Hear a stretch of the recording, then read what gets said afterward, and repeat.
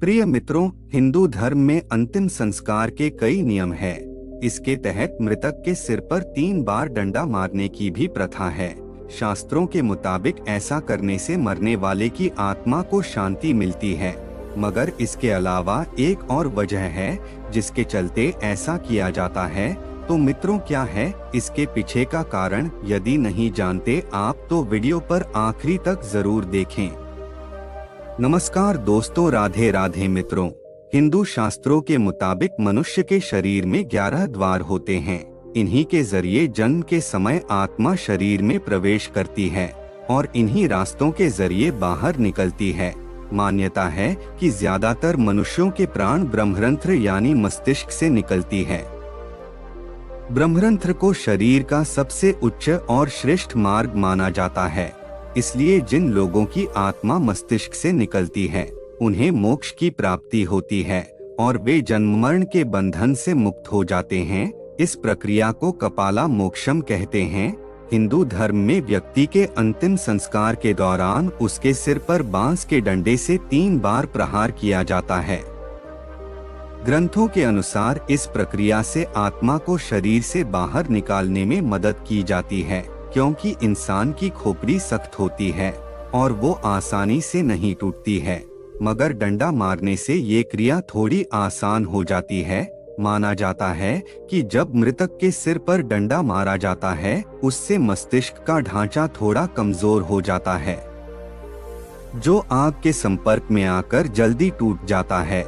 इससे व्यक्ति की आत्मा को ज्यादा कष्ट नहीं झेलना पड़ता है। शास्त्रों में एक और तर्क दिया गया है जिसके तहत सिर पर डंडा इसलिए मारा जाता है जिससे आत्मा का दुरुपयोग न किया जा सके। दरअसल मरने के बाद शरीर से तो आत्मा निकल जाती है, लेकिन वो संसार से तब तक मुक्त नहीं होती जब तक उसका अंतिम संस्कार की प्रक्रिया पूरी न हो। यदि सिर पर डंडा न मारा जाए तो व्यक्ति की आत्मा उसके शरीर में ही रहती है। इसका तंत्र विद्या के जरिए गलत इस्तेमाल हो सकता है, क्योंकि मृतक का शरीर तमाम सिद्धियों को प्राप्त करने का बेहद आसान तरीका होता है। तांत्रिक आत्मा को अपने वश में कर कोई भी काम करवा सकते हैं।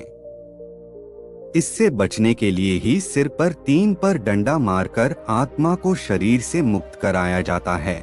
मरने वाले के सिर पर इसलिए भी डंडा मारते हैं क्योंकि यदि कोई व्यक्ति अपने जीते जी तांत्रिक क्रियाएं करता था या उसके पास कोई ऐसी शक्ति थी तो उसके मरने के बाद तांत्रिक उसकी शक्तियों को चुरा सकते हैं। तांत्रिक तंत्र विद्या के जरिए मृतक की आत्मा को अपने वश में कर सकते हैं। मृतक के सिर पर डंडा मारने की क्रिया को हिंदू धर्म में 16 संस्कारों में से एक माना जाता है।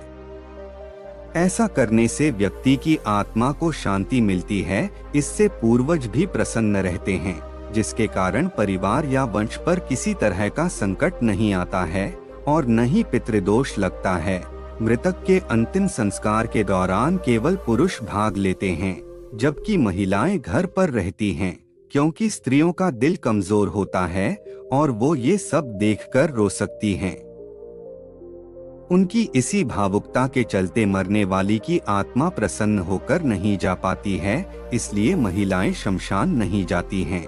मित्रों, अभी तो आप समझ ही गए होंगे कि मुक्ति ही नहीं बल्कि इस वजह से मारा जाता है मृतक के सिर पर डंडा।